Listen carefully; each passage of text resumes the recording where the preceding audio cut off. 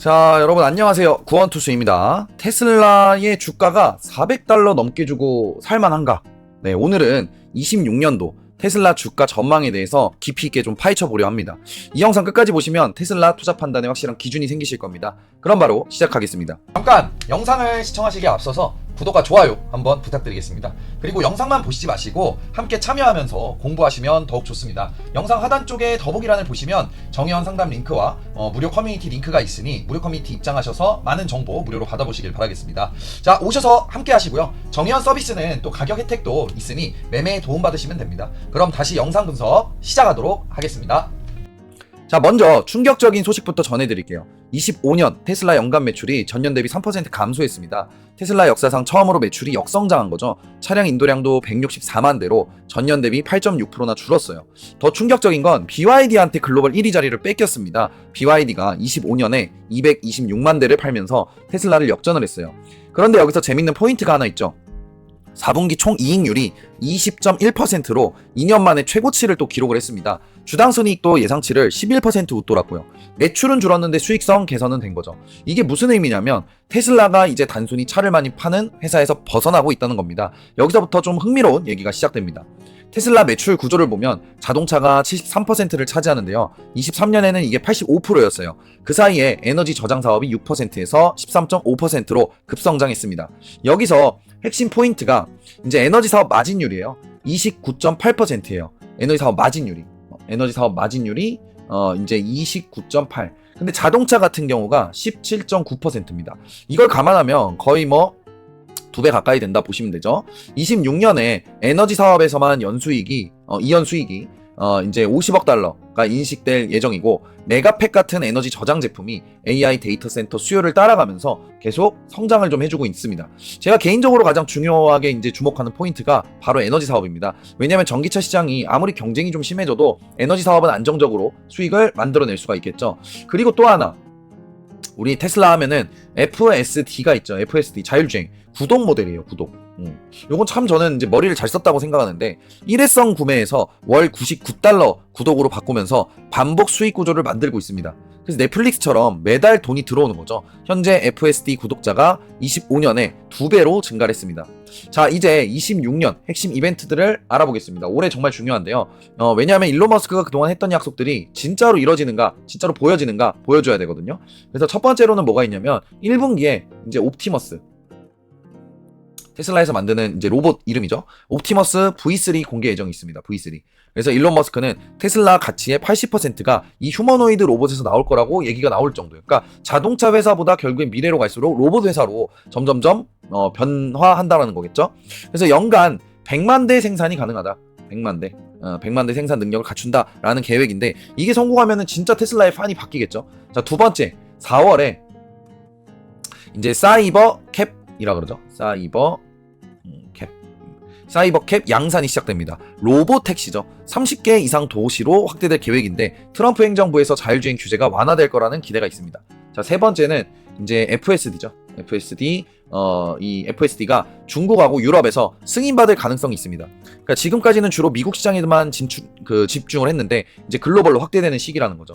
근데 여기서 문제가 하나 있어요. 26년도 설비 투자를 200억 달러, 이 설비 투자를 200억 달러 이상 할 계획이라는 건데, 이게 뭐가 문제냐? 올해 잉여 현금 흐름이 마이너스 63억 달러예요. 마이너스 63억 달러로 돌아설 수가 있다. 이런 부분들. 그래서 단기적으로 재무가 좀 안 좋아 보일 수 있다는 부분이 있습니다. 자, 여기서 좀 논쟁이 테슬라에 대해 하나 있습니다. 고평가나 저평가냐에 대한 논쟁인데, 일단은 고평가를 얘기하는 고평가를 얘기하는 이제 진영부터 좀 보면은, 지금 테슬라 PER이 300배가 넘어요. 300배가 넘기 때문에 자동차 업계 평균이 10배죠. 10배 정도 되거든요. 그러다 보니까 계산하면 적정 가치가 지금 현재 165달러에서 300달러 사이여야 된다는 소리예요. 근데 지금 주가가 400달러니까 최대 160% 고평가 상태라는 겁니다. 이제 웰스파고 같은 경우 아예 목표가를 125달러로 제시를 했어요. 근데 이 부분은 좀 말이 안 되는 게, 자동차를 얘기를 하잖아요. 근데 저는 이제 테슬라가 자동차보다는 로봇 기업이다라고 봐야 된다 생각을 해요. 그래서 반대로 저평가 진영도 있습니다. 이 저평가 진영 같은 경우에는 웨드부시 같은 경우가 최근 목표가를 500달러에서 600달러로 이제 올렸고요. 26년 말 시가총액이 3조 달러까지 넘어갈 수 있다라고 봅니다. 이거는 근데 이제 이렇게 가려면은 로봇이 어느 정도 성공을 해야겠죠. 그래서 캐시우드로는 이제 로보택시가 성공하면 4,600달러까지 간다 그래요. 캐시우드 쪽으로는. 그래서 이 간극이 엄청나요. 125달러에서 4,600달러. 4,600달러는 사실 좀 너무 허무맹랑한 소리지 않나 싶은데 어쨌건 테슬라를 이제 자동차로 보느냐, 이제 앞으로 AI 플랫폼 기업이나 로봇 기업으로 보느냐 이런 차이라고 봅니다. 그래서 재밌는 사건이 좀 있었어요. 일론 머스크가 25년도 9월 달에 이제 이 10억 달러어치의 주식을 또 매수를 했습니다. 테슬라 주식을. 대규모 5년 만에 이제 대규모 첫 매수였는데 이 소식에 이제 주가가 8% 이상 급등을 했고요.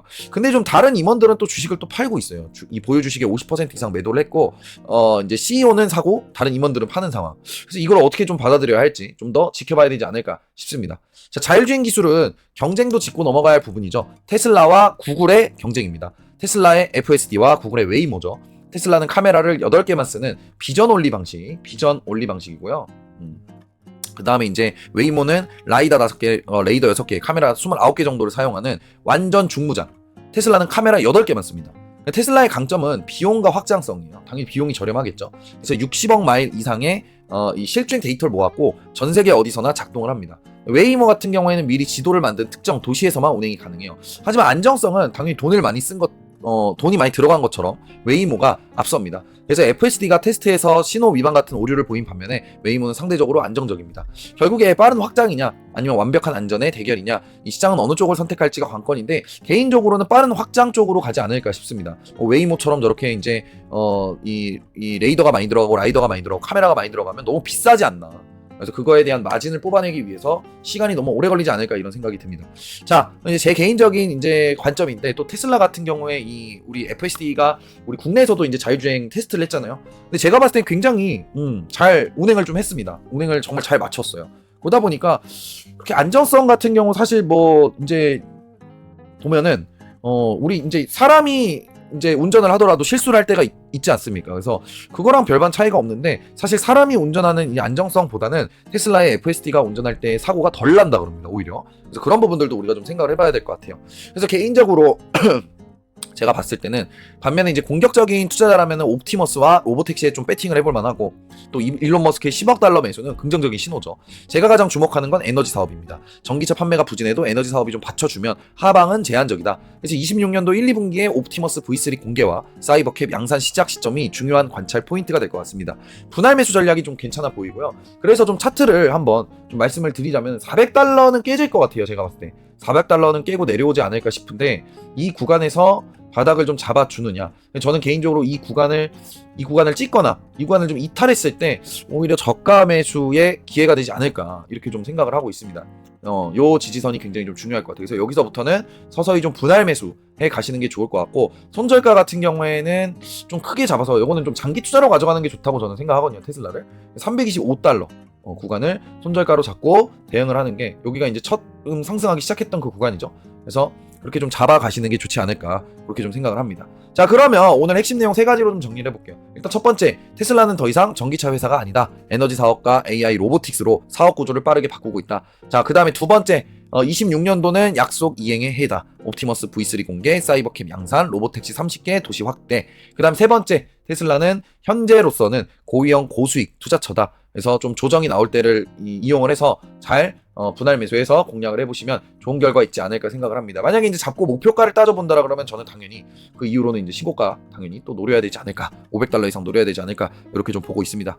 자, 여러분들은 어떻게 생각하시나요? 댓글로 의견 남겨주시고요. 더 자세한 차트 분석은 제 유튜브 요 아래쪽 영상 아래쪽 더보기란을 눌러 보시면은 제 그 무료 커뮤니티 채널이 있습니다. 그 채널 입장하시면은 뭐 테슬라라든지 여러 가지 미국 주식, 한국 주식 정보 많이 올려드리고 있으니까 같이 한번 오셔서 소통하시면 좋을 것 같습니다. 자, 장중 실시간 소통은 그렇게 더보기란 보셔서 들어오시면 됩니다. 같이 소통하시면 좋을 것 같습니다. 자, 오늘 영상이 도움이 되셨다면 좋아요, 구독 부탁드립니다. 다음 영상에서 또 좋은 영상으로 찾아뵙도록 하겠습니다. 그때 뵙겠습니다. 성투하시고요. 다음에 뵙겠습니다. 감사합니다.